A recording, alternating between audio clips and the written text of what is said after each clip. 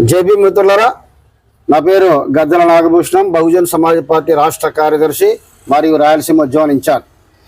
ఈరోజు ఈ మీడియా సమావేశం ప్రధాన ఉద్దేశం 1969వ సంవత్సరం నుంచి ఈ అనంతపురం జిల్లాలో బడుగు బలహీన వర్గాల వారికి అనేక సంక్షేమ కార్యక్రమాలు నిర్వహిస్తున్నటువంటి ఆర్డిటి సంస్థ గత 2 సంవత్సరాల నుంచి ఇబ్బందుల్లో పడిపోయింది.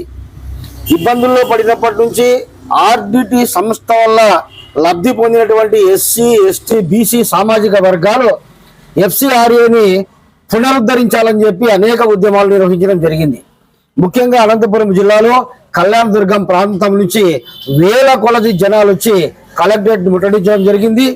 స్వచ్ఛందంగా వచ్చిన జనాన్ని చూసి రాజకీయ నాయకులు సైతం ఆశ్చర్యానికి గురైనారు.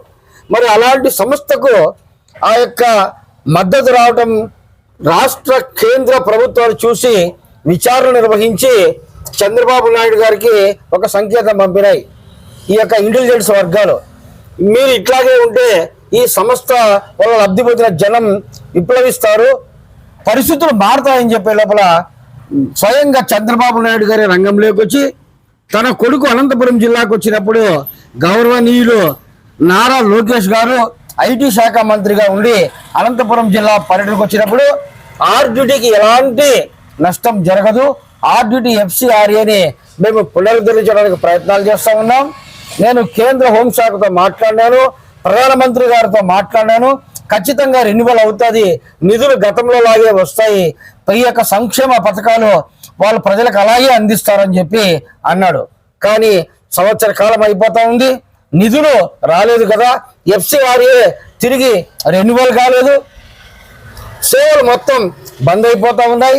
ఆ యొక్క సంస్థలో ఉన్న అస్తులందరినీ కూడా ఉద్యోగాలు తొలగిస్తూ ఉన్నారు. అలాగే విద్య, వైద్యానికి అందిన నిధులు ఈరోజు తగ్గిస్తూ వస్తూ ఉన్నారు.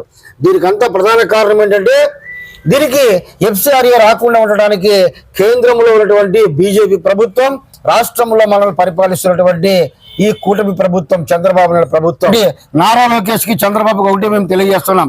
మీరు ఇచ్చిన మాట ప్రకారం కేంద్ర ప్రభుత్వంతో మాట్లాడి ఆర్డిటి సంస్థకు ఎఫ్సిఆర్ఏ వచ్చేటట్టుగా ప్రయత్నం చేస్తారా లేదా మీ పదవులు కోల్పోతారా మీరే నిర్ణయించుకోండి అని చెప్పి హెచ్చరిస్తూ సెలవు తీసుకుంటాం. జై భీమ్, జై భారత్. మీడియా మిత్రులకి హృదయపూర్వక వందనాలు తెలియజేసుకుంటున్నాం.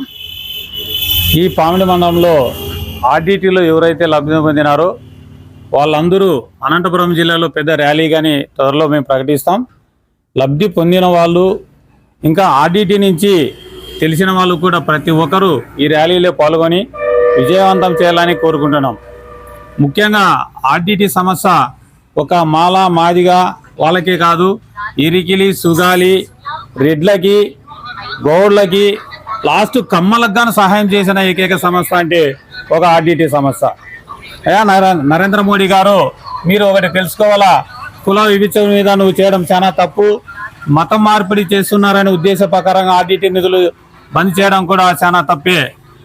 చంద్రబాబు నాయుడు సార్, మీరు ఒక తెలుసుకోవాలా, మీ కులసులకు కూడా ఆర్డిటి ఎంతో సహాయం చేసింది, దాన్ని మీరు దృష్టిలో పెట్టుకొని ఆర్డిటి సమస్యకి రావాల్సిన నిధులని త్వరలో రప్పించి బడుగు బలహీన వర్గాలను కూడా నువ్వు ఆదుకోవాలని మిమ్మల్ని ప్రాధాయపడుతున్నాం. జై భీమ్, జై బహుజన సమాజ్ పార్టీ. బహుజన సమాజ్ పార్టీ.